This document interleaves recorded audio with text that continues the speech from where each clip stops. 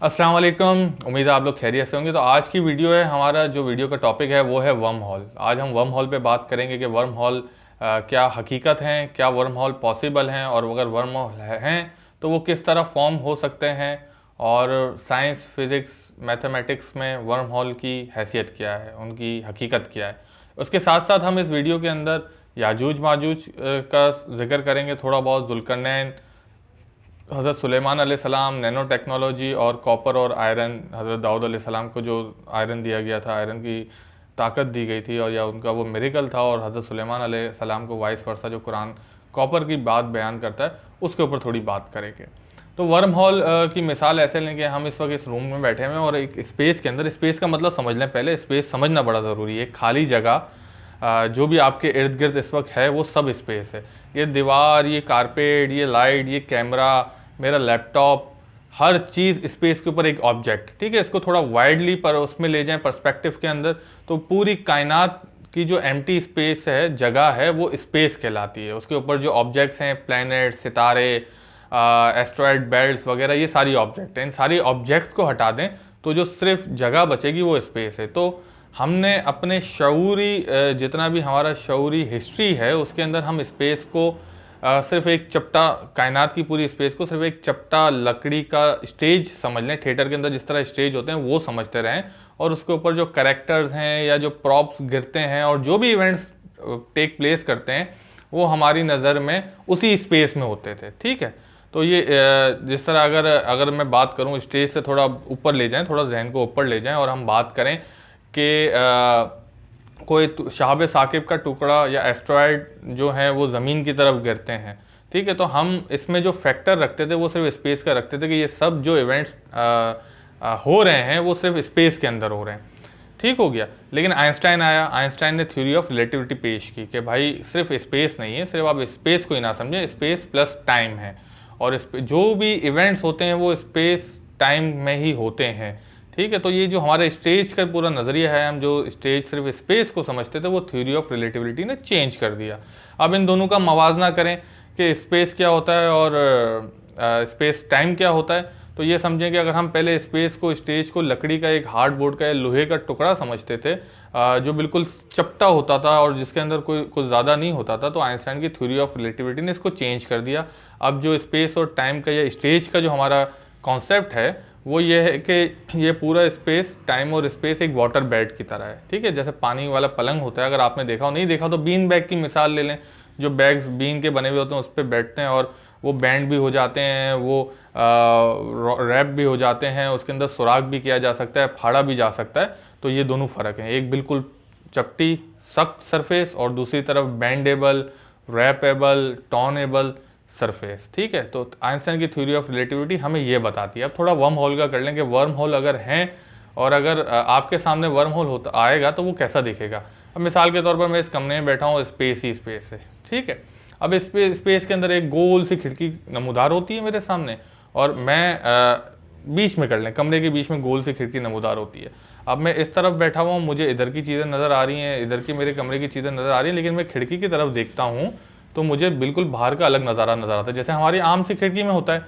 लेकिन वहाँ, अच्छा, मेरी वहाँ पे जो उस दूसरी तरफ यूनिवर्स के बिल्कुल दूसरे कोने पे, या हो सकता है कि वो वर्म होल दूसरे कमरे के लिए खुला हो, तो वहाँ की जो लाइट है वो मेरी आंखों में पड़ रही है, तो मैं वहाँ की ऑब्जेक्ट्स देख सकता हूँ। अब मैं वर्म होल के अंदर ट्रैवल कर जाऊँ तो जो दूसरी तरफ से जब मैं देखूंगा तो मुझे अपना कमरा नज़र आएगा। तो ये सिंपली साइंस की थ्योरेटिकली वर्म हॉल ये हैं। अच्छा, साइंस हमें 3 किस्म के वर्म हॉल बताता है। ठीक है, पहले हम वर्म हॉल को और आसानी से समझते हैं कि वर्म हॉल कैसे होगा। अच्छा, हम 3 डायमेंशंस के अंदर रहते हैं ना, 3D के अंदर। 3D के अंदर वर्म हॉल का एक्सपेरिमेंट करना बड़ा मुश्किल है। अगर ये एक्सपेरिमेंट कोई कर पाया तो उसने वर्म हॉल ही क्रिएट कर लिया। तो आपको बहुत आसानी से समझाने के लिए कि वर्म हॉल क्रिएट कैसे होता है, हम एक 2D का एक्सपेरिमेंट करते हैं। तो इसको समझ लें आप, स्पेस।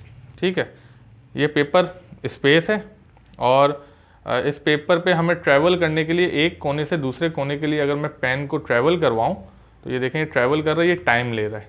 ठीक है, इसने ट्रैवल किया, टाइम किया। लेकिन आइंस्टाइन की थ्योरी ऑफ रिलेटिविटी बताती है कि भाई ये चपटा नहीं है सरफेस, आप इसको टाइम और स्पेस को बैंड भी कर सकते हैं। ठीक है, टाइम और स्पेस जब लग जाता है तो आप बैंड कर सकते हैं। अब ये बैंड कैसे होता है कि मुख्तलिफ स्ट्रक्चर होते हैं जैसे हमारे अर्थ प्लैनेट की बात कर लें, जब ये इस स्टेज के ऊपर आते हैं तो ये स्टेज देखें ये बेंड हो रहा है, ठीक है। ये हमारी आइंस्टाइन थ्योरी ऑफ रिलेटिविटी का जो हमें बताता है कि टाइम और स्पेस जो आपका है वो किस तरह काम करता है, वो इस तरह काम करता है कि देखें ये बेंड हो रहा है, ठीक है। अगर हम पुराने वाले स्टेज की बात करें तो वो अनबेंडेबल लकड़ी का सरफेस है, कोई बेंड ही नहीं हो रहा। मैंने इसके नीचे हाथ रखा तो ये सख्त हो गया।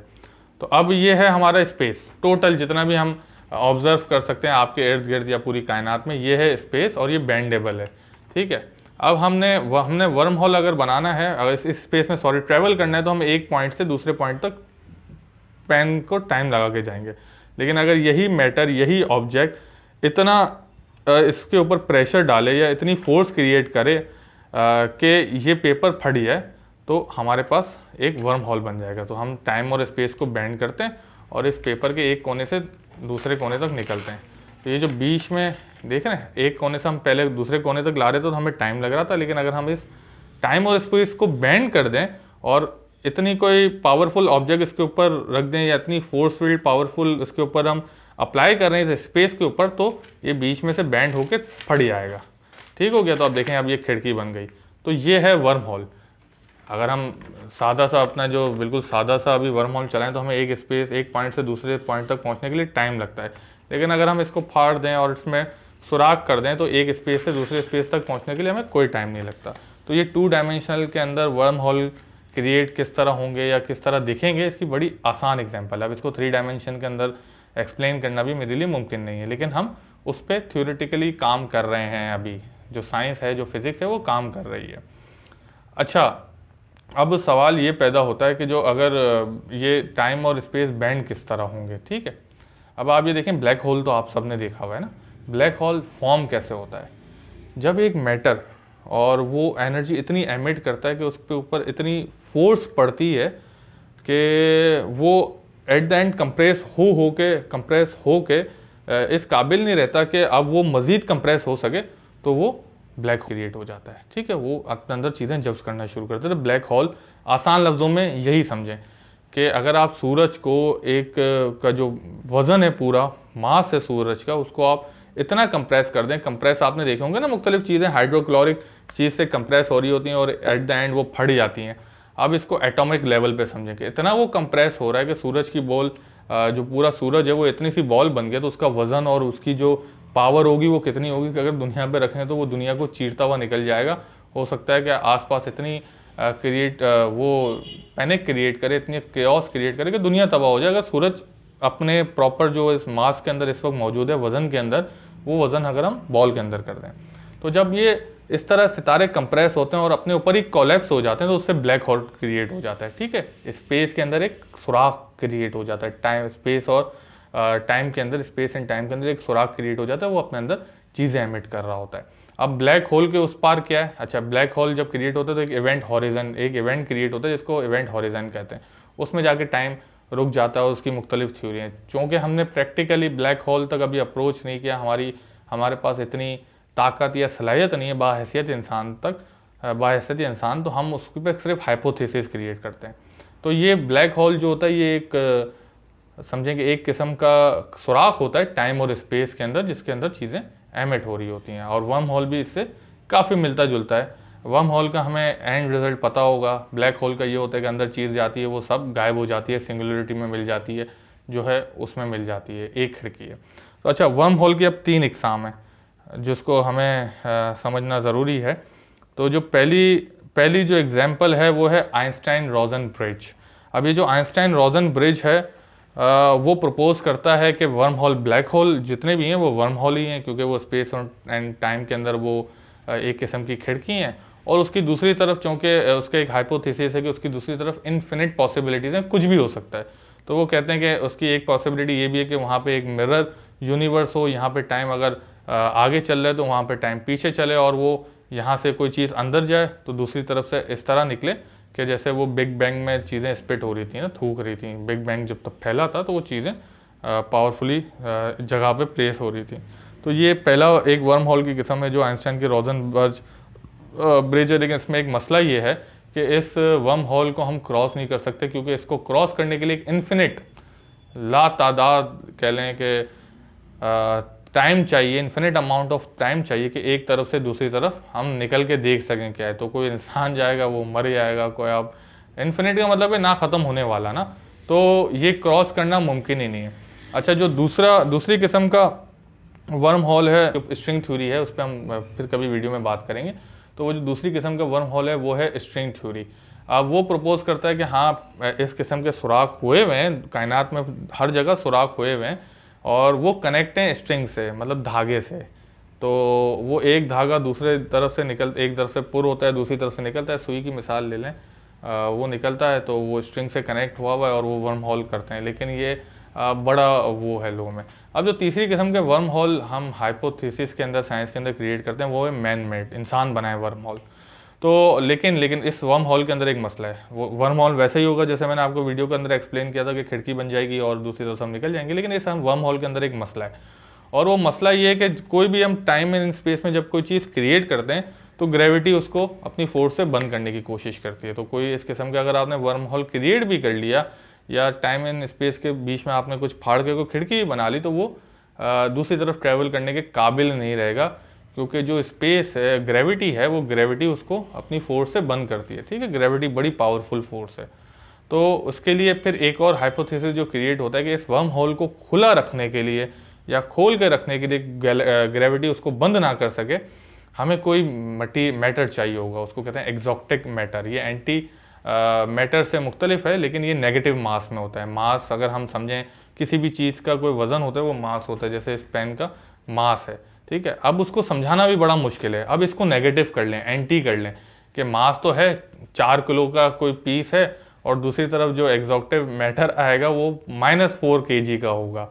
और जो इसकी जो सबसे इसको जो हाइपोथेसिस के अंदर प्रपोज किया जाता है वो ये है कि ये ग्रेविटी को रिपेल करेगा। रिपेल का मतलब है ग्रेविटी को अपने से दूर फेंकेगा। जैसे हम दो मैग्नेट मिलाते हैं ना, नॉर्थ पोल और साउथ पोल एक दूसरे को धक्का देते हैं, तो इस तरह का जो एक्सोटिक, वैसे ये थ्योरीज के अंदर ये है कि ऐसी कोई चीज़ है, अभी तक हमारे हत्थे नहीं लगी, वो अलग बात है।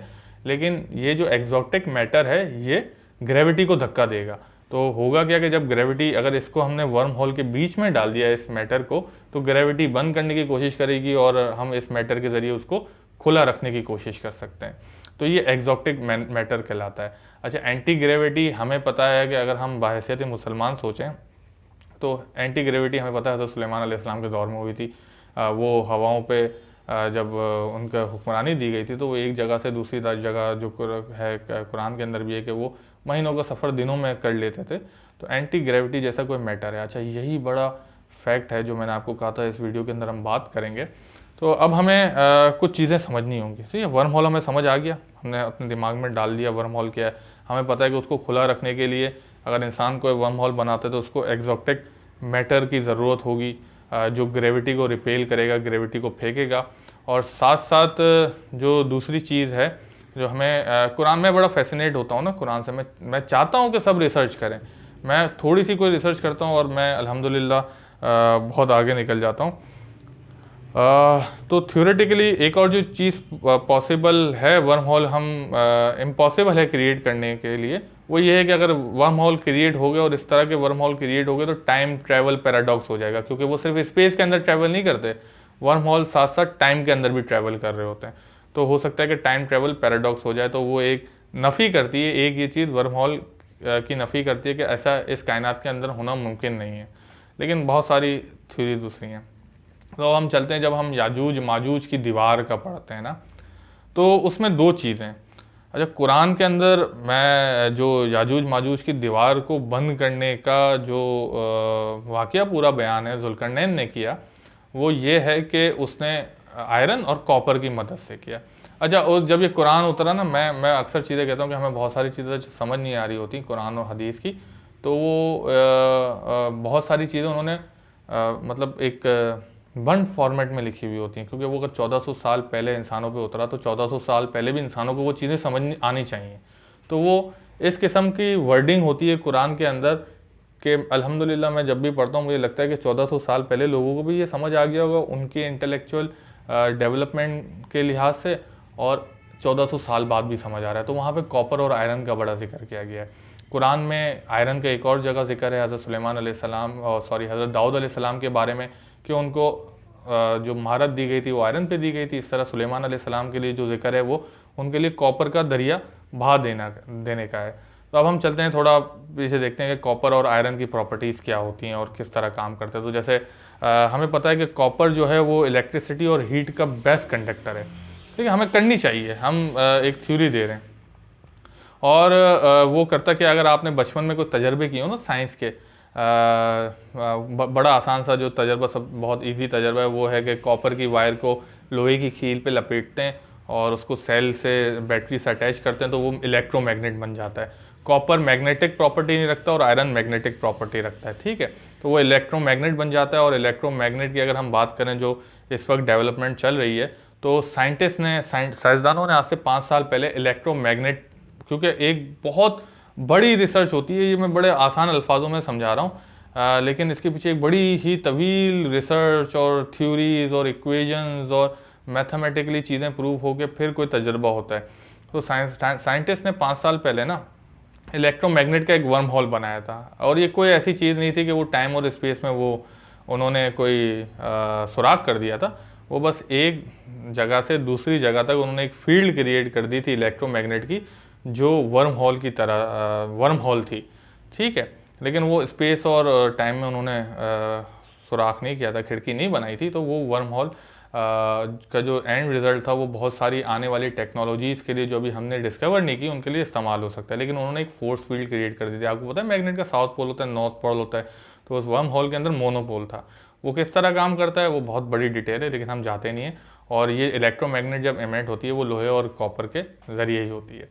इस तरह मैं अभी एक और, जब मैं ये रिसर्च पढ़ रहा था तो मैं पढ़ रहा था कि यार कॉपर और आयरन 2 धातें हैं जिसका कुरान के अंदर जिक्र किया गया, और हम यही समझते रहे कि भाई उससे बड़ी जो जुल्करनैन ने दीवार बनाई है कॉपर और आयरन की, वो बड़ी मजबूत दीवार है। हम अगर इसको आज की टेक्नोलॉजी पे परखें और समझने की कोशिश करें तो हो सकता है कि उस जुल्करनैन ने जो अल्लाह के हुक्म से जो दीवार बनाई है याजूज माजूज के लिए, वो कोई बहुत ही पावरफुल मैग्नेटिक फील्ड हो जिसको क्रॉस करना उनके लिए मुमकिन ना हो सकता है याजूज माजूज कायनात के किसी और हिस्से में रह रहे हो या किसी और टाइम के अंदर रह रहे हो, और वो सुराख जो है ना, सुराख इतना कर दिया है, नबी पाक सल्लल्लाहु अलैहि वसल्लम की हदीस है कि इतना सुराख हो गया 1400 साल पहले, तो क्या पता वो जो सिविलाइजेशन है वो किसी किस्म के एग्जॉटिक मैटर को, मटेरियल को इस्तेमाल करते हुए अपने वर्म होल को कोलैप्स होने से बचाने के लिए वो उस काम में लगी हुई हो, वो हथौड़ी और खील से सुराख ना कर रही हो,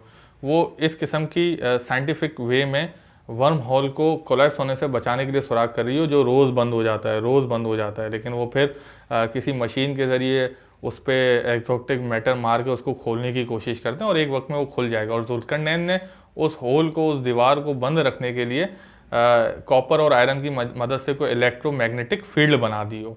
अच्छा, और फिर मज़े की बात है कि यही 2 धातुओं का कुरान में जिक्र है कि हज़रत दाऊद अलैहिस्सलाम को कुरान ने आयरन के ऊपर महारत दी और हज़रत सुलेमान अलैहिस्सलाम को कॉपर के ऊपर महारत दी। अभी इस पर मेरी मुकम्मल रिसर्च चलेगी, लेकिन मैं थोड़ा सा यहाँ पे ये बयान करता रहूँ कि जो मैं कॉपर और आयरन की प्रॉपर्टीज़ पढ़ रहा था, तो क्वांटम फिज़िक्स के अंदर, क्वांटम फिज़िक्स मैं पहले भी एक्सप्लेन कर चुका हूँ कि साइंस की सबसे छोटी तरीन जो ब्रांच है, जो छोटे ज़र्रात पे, एटम्स पे जो रिसर्च करती है, वो क्वांटम मैकेनिक्स, क्वांटम फिज़िक्स ये कहलाती है, क्वांटम साइंस।